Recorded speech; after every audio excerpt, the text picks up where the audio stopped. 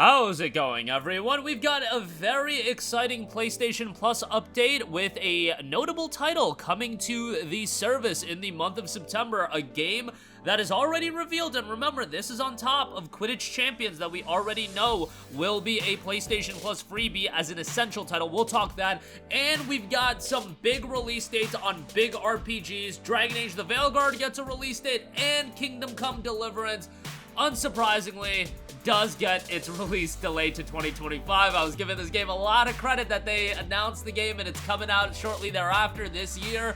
Thankfully, not a big delay, and it'll be out relatively soon. So we'll talk that at the end of this video. But right off the top, Plucky Squire will be launching on PlayStation 5 September the 17th as a part of PlayStation Plus Extra and Premium, a day one PlayStation Plus freebie. You gotta love to see it. Love when they do this with PlayStation Plus Extra. I always say, not expecting games like a Spider-Man 2 or a God of War Ragnarok or games at that caliber day one on the service, but smaller scale games that do look good, like a Dave the Diver, like a Tales of Kenzera's, although people were kind of mixed on that game, but you get the idea. A Dave the Diver, a Stray, games at that level, I think, are perfect in a service like this. And as noted on the PlayStation blog by James Turner, co-creative director at All Possible Futures, finally, the heroic tale of brave warrior Jot is ready to be told. We are thrilled to announce the release date of the Plucky Squire, which will be coming to PlayStation 5 on September the 17th. This means you'll be venturing into the game's colorful, adventure-filled storybook world and beyond in just a month. And here's a shiny new launch trailer that they dropped as well.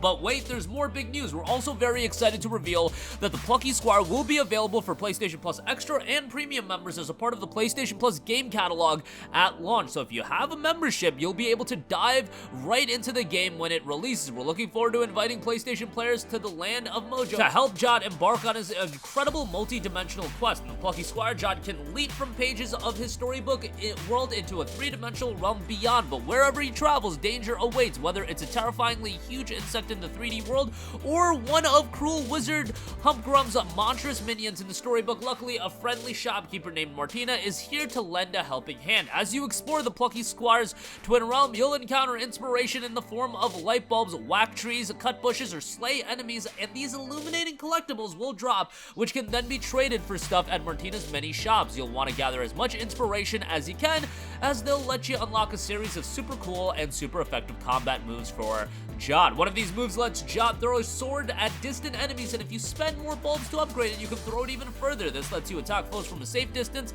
and if you lose your sword or get stuck on the wall, you can draw it back to you like magic. Another move outlined is letting Jot unleash a powerful spin attack. He'll swing his sword in a circular flurry, and if used at the right time, damage multiple enemies at once. Use this power in the midst of group of foes or for maximum damage, and if you upgrade it, you can even add a second spin to the mix. You can also buy a neat jump attack for Jot, which lets him leap majestically into the air and come crashing down with his blade to a devastating effect. Not only that, but you can upgrade your regular sword attack to deal more damage as well. Humgrub's lackey won't know what hit him. Inspiration can also be spent on art scrolls, which reveal more about how the Land of Mojo was created, including concept art, early versions of levels, and other artistic nuggets. Art scrolls can be found hidden around the game world too, but the ones you buy are exclusive to Martina's store. This is just a taste of what awaits you on the pages of the Plucky Squire. You can experience the dimension-hopping adventure for yourself when the game launched on PlayStation 5 on September the 17th, and again, will be available day one on PlayStation Plus Extra.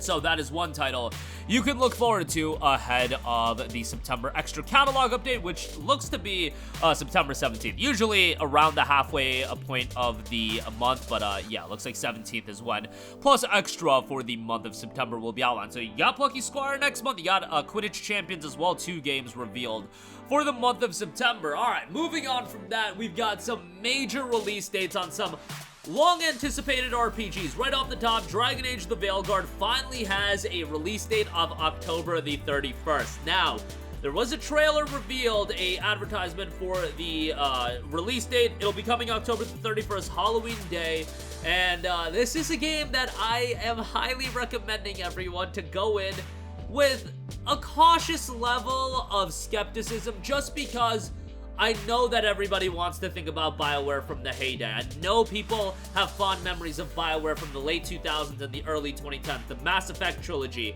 the Dragon Age games, Dragon Age 1, 2, and Inquisition, and Mass Effect pre-Andromeda. But BioWare the reality is they are a shell of their former self. The last game they put out was Anthem in 2019. Prior to that, they had put out Mass Effect Andromeda. The last time that BioWare put out a game that most people would legitimately consider good, outside of the Legendary Edition of Mass Effect, was 2014, you guys, a decade ago.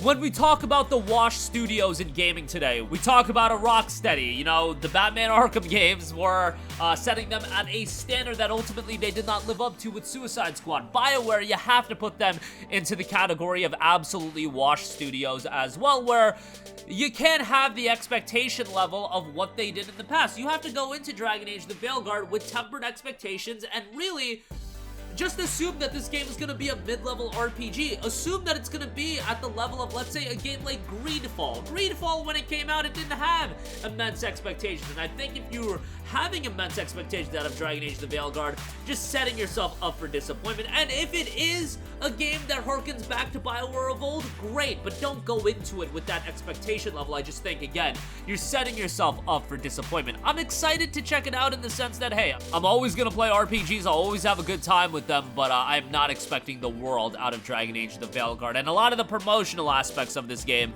I don't think have been handled, let's just say, the best way possible. Let's put it that way. But a lot of information is already out on the game, and I'm sure we'll be covering this game more leading into its release. Lastly, also another major RPG. Unfortunately, it was scheduled for 2024, will not be out until 2025. Kingdom Come Deliverance 2 has been dated for February 11th, 2025. They tried to make it work for prior to the end of the year. Unfortunately, the game has been pushed back. A little bit of me is like, well, wish we could have gotten the game out by the end of the year, but at the same time, there's a ton of big games coming out, and it's barely missing the end of the year. It's February 11th.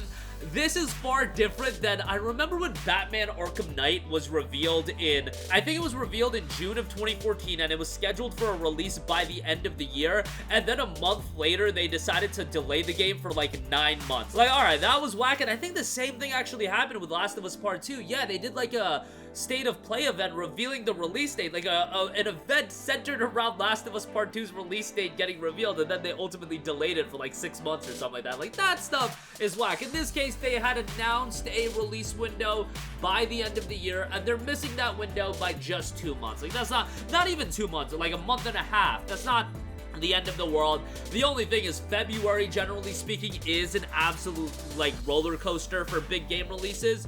And it is interesting that February is starting to take shape now with Kingdom Come Deliverance 2, and if you have a PC or an Xbox, Avowed is also coming out in February 18th, so a lot of RPGs to sink your teeth into come February, and it'll be interesting to see what other games round out the lineup. Remember, this year in February, we had Persona 3 Reload, Grand Blue Fantasy Relink, Skull and Bones, Final Fantasy VII Rebirth, like Pacific Drive was in February as well. February was crazy this month.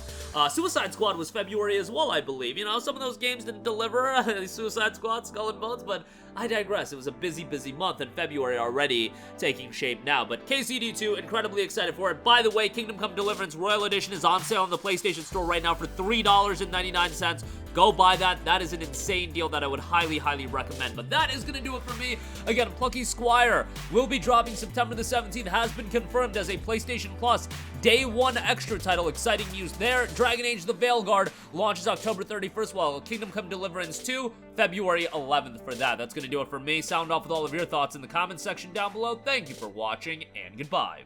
Hey guys, we hope you enjoyed the video, and if you did, make sure to hit the subscribe button, and if you're already subscribed, do us a favor and hit the bell icon. This way you'll be notified whenever we post a new video. That's the best way to keep up with all of our uploads, and we usually try to upload 2 videos a day. And with the bell icon hit, you'll be notified whenever we do upload a video. As always, thanks for watching.